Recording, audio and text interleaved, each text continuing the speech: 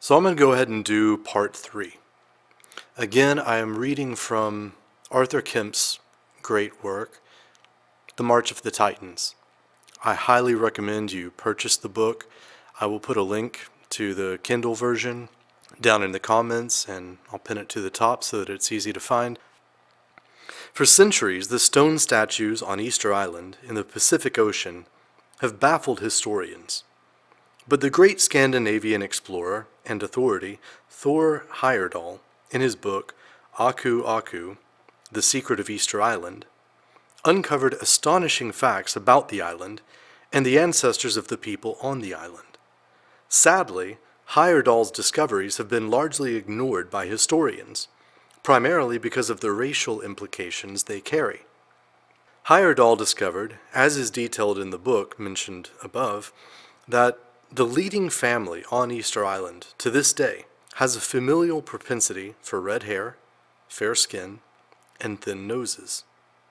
This is in stark contrast to the rest of the island's population, who are for the greatest part dark, flat-nosed, and black-haired.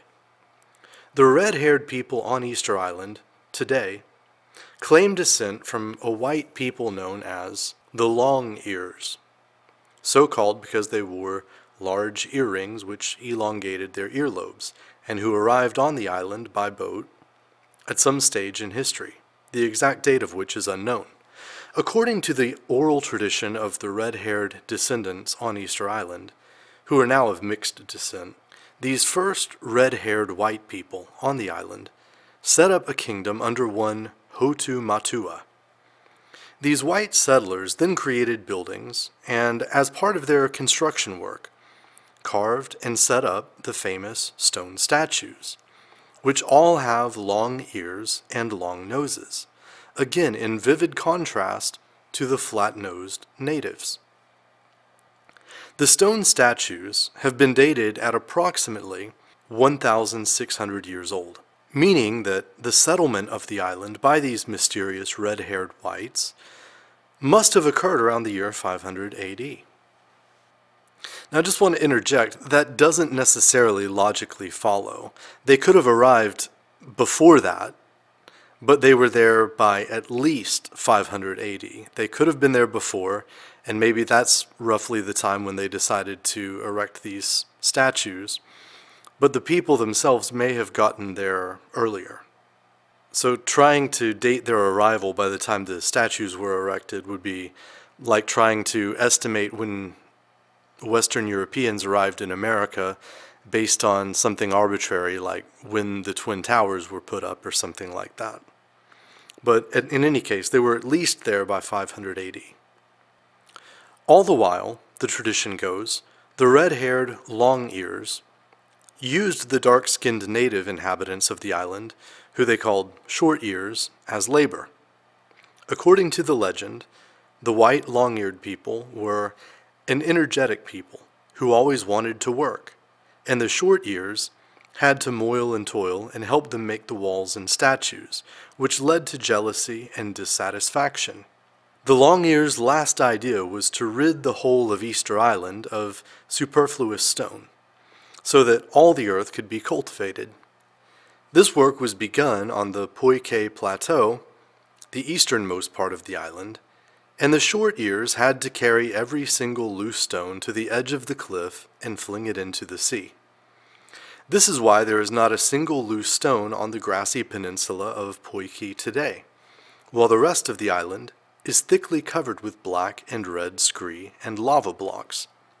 Heyerdahl continues the narrative of the oral tradition on Easter Island. Now things were going too far for the short ears. They were tired of carrying stones for the long ears. They decided on war.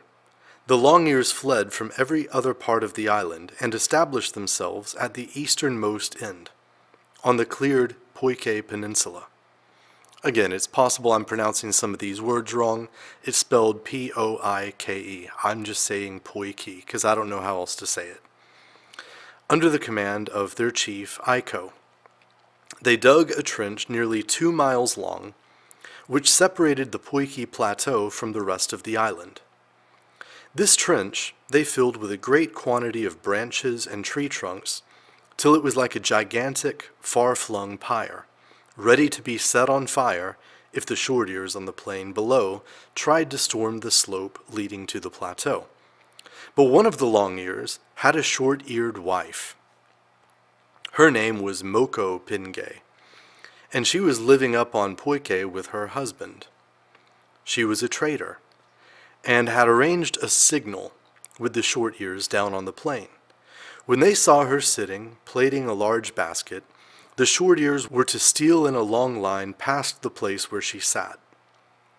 One night, the short ears' spies saw Moku Pingay sitting and plaiting a basket at one end of Iko's ditch, and the short ears stole one by one past the place where she sat, at the very edge of the cliff. They sneaked on along the outer edge of the plateau until they at last had completely surrounded Poike. Another army of short ears, down on the plain, marched openly up toward the ditch.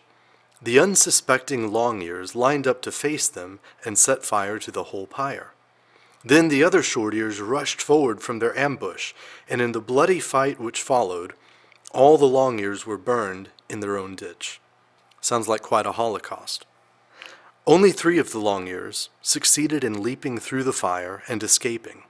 One of them is called Ororoina, and another Vai, but the name of the third is forgotten.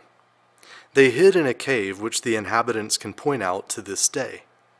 There they were found, and 2 of them were stabbed to death with sharp stakes, while the third and last, Ororoina, was allowed to remain alive as the only surviving long ear. Ororoina was taken to the house of one of the short ears, who was named Pipi Horeko. There he married a short ear of the Haoa family and had many descendants, the last of which are still living on the island now. This is the oral tradition as recounted in Heyerdahl's book. Most certainly, it in some way represents at least a particularly accurate version of events, as the easternmost part of Easter Island, Poike, is indeed the only place on the island which is strangely clear of stones. It's also cut off from the rest of the island by a ditch, in which evidence of a great fire has been found. The fact that the leading family on the island, to this day, shows red hair and some European features, even if they have been mixed to a certain degree with the non-white natives, is the clearest sign that the long ears were indeed white people. Originally, many of the famous statues had separate sculptured hair pieces as well. Sadly, many have been knocked off over the course of time, but some remain, or have been restored by modern archaeologists. The reason why the hair pieces were carved of separate pieces of rock lies in their color. These hair pieces were cut of red-colored stone, which was hewn from a part of the island quite separate from the place where the main statues themselves were cut. The red-haired whites of Easter Island must have come from somewhere. Heyerdahl studied surrounding regions and found evidence of mixed-race peoples, some with red hair, on the Marquesas Islands near Easter Island. However, Heyerdahl also found, by researching original Spanish accounts of the conquest of South America, that red-haired Incas were present in South America as late as the 1500s. The conquistador, Pedro Pizarro, reported in his account of the great Spanish invasion of South America in the 1500s that while the masses of Andes Indians were small and dark, the members of the ruling Inca family were tall and had whiter skins than the Spaniards. He mentioned in particular certain individuals in present-day Peru who were white and had red hair. Heyerdahl reported that this is reflected in the mummies found in South America. On the Pacific coast, in the desert sand of Paracas, there are large burial caves in which numerous mummies have been perfectly preserved. Some of the mummies were found to have the stiff black hair of the Indians.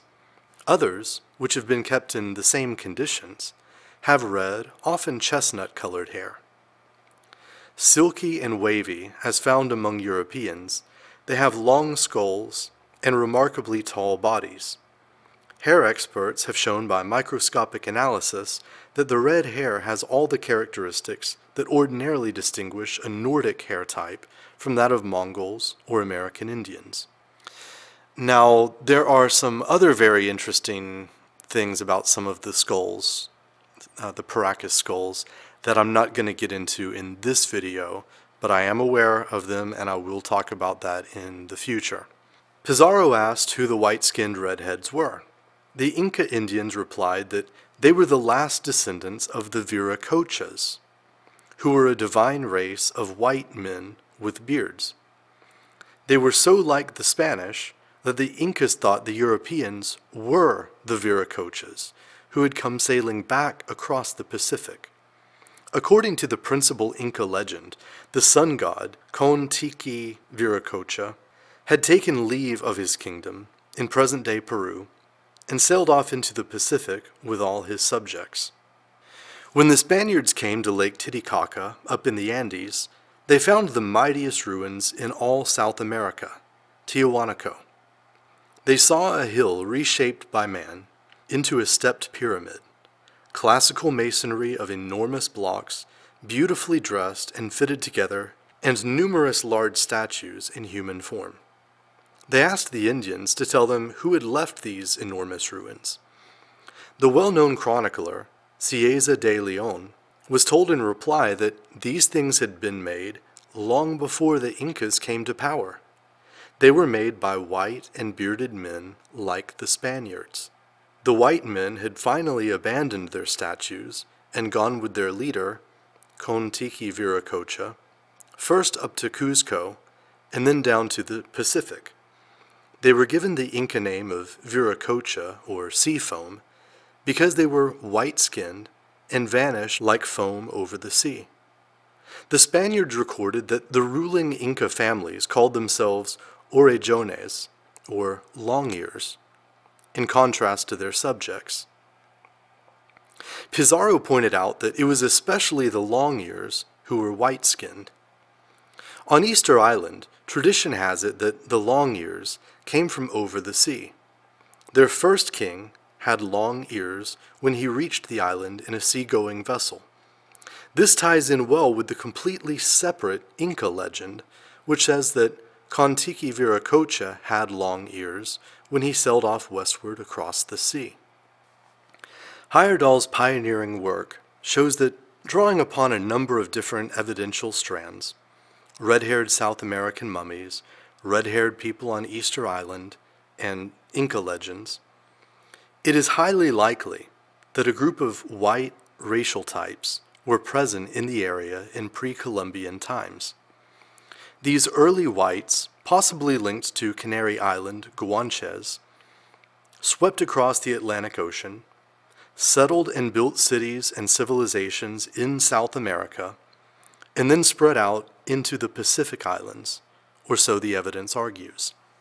There, they were apparently either killed off by the non-white natives or were absorbed into the native population, leaving behind only flashes of their coloring among the inhabitants of the region.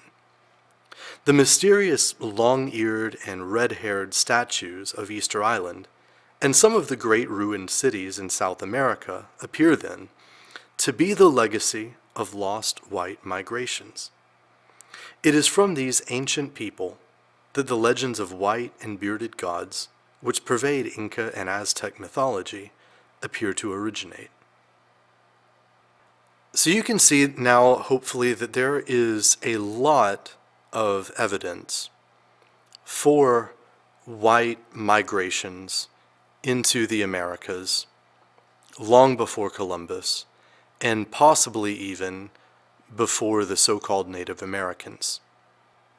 It isn't just one or two pieces of evidence, it's many pieces of evidence that all fit together perfectly and all point toward the same general picture. So I'm going to end there for now. Again, I highly recommend this book by Arthur Kemp, The March of the Titans. It's a very complete history book. I just want to end by saying YouTube is suppressing this channel hard. Personally, I think that's because I'm digging a lot deeper than a lot of other people are. And I'm exploring directions that other people aren't. Check out all of my links below. Donations are very appreciated. Peace.